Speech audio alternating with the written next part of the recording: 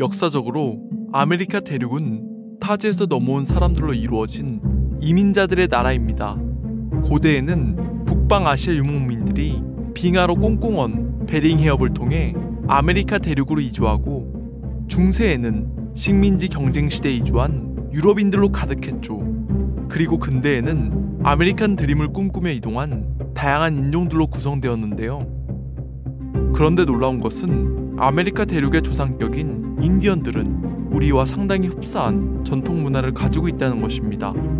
고대 문명의 문화권이 어떻게 구성되어 있는지 진실을 알지 못하지만, 이러한 전통 문화, 생활 모습을 볼 때 고대에는 동서양 할 것 없이 하나의 문명, 통합 문명이었다는 것을 추론해 볼 수 있는데요. 바이칼호에서 살아가고 있는 소수민족과 인디언들의 문화, 그리고 한민족의 문화가 비슷한 것을 보면 고대 한민족이 어떤 역사의 맥을 타고 왔는지 알 수 있는 대목이죠. 서론이 길었습니다. 이번 시간은 고대 아메리카 인디언 부족 중 호피족에 대한 예언을 알아볼 텐데요. 일단 예언을 보겠습니다. 호피족의 예언. 지구의 축은 두 사람의 우주 거인에 의하여 수호되고 있으며, 그들이 여기에서 손을 떼면 지구의 회전이 뒤흔들려서 세계의 종말이 찾아들어 새로운 시대가 시작되고, 그 후에 또한 같은 일이 되풀이된다고 전해오고 있습니다. 지금은 보이지 않으나 지구를 향하여 우주에서 돌진해오는 별이 출현한 뒤에 그것이 완료된다 라고 말했는데요. 이 예언을 단순하게 보면 종말이 찾아오고 새로운 시대가 탄생한다는 것으로 보여집니다.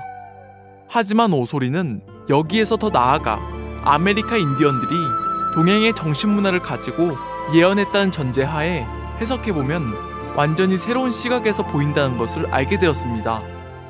첫 번째 구절에서 두 사람의 우주 거인은 지구의 만물을 관장하는 우주적인 신에 관한 내용이라 생각되는데요. 오소리는 여기서 힌트를 얻었습니다. 동양의 정신문화는 서양의 유일신 문화와 다르게 하늘 아버지, 땅 어머니 두 존재에 의해 대자연의 이치가 순환 반복하는 음양운동이 있습니다. 여자와 남자, 낮과 밤, 흑과 백. 더 놀라운 것은 바로 다음 구절입니다. 종말에서 끝나는 것이 아닌 새로운 시대가 찾아온다고 말하는 것이죠. 이것은 음양운동의 이치에 대해 설명한 것으로 보여집니다.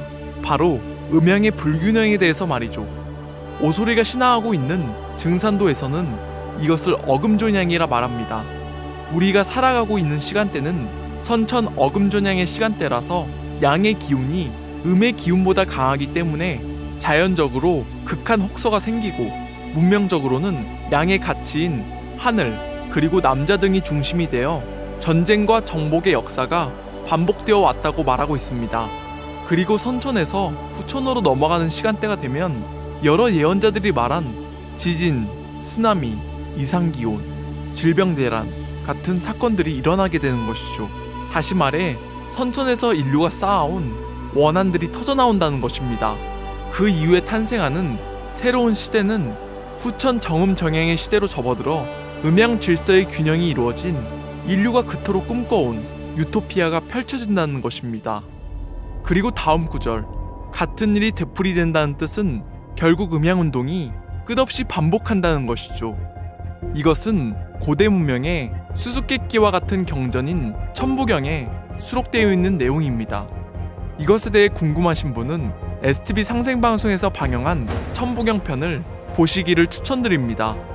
그리고 다음 구절은 지구의 자전축이 이동할 때 밤하늘에 펼쳐질 우주쇼에 관한 내용으로 보여집니다. 예언가 루스 몽고메리는 지구 자전축이 몇 시간 만에 이동한다고 말했는데, 만약 이렇게 되면 별이 떨어지는 것처럼 보이게 되는 것이죠. 그리고 그것이 완료된다는 말은 지구의 자전축 이동이 완료된다는 걸까요? 아니면 새로운 세계로 들어갔다는 이야기일까요? 그리고 다음 예언은 정말 놀라운 내용인데요. 바로 새로운 시대를 건설하는 주역을 지목하는 예언입니다. 새 세상은 그리 눈에 띄지 않는 작은 나라, 소수 인종 중에 겸손한 민족에 의해 건설될 것이다. 눈에 띄지 않는 작은 나라, 겸손한 민족, 과연 그들의 정체는 무엇일까요? 그럼 다음 시간에는 더 재밌고 흥미있는 미스테리로 찾아뵙겠습니다.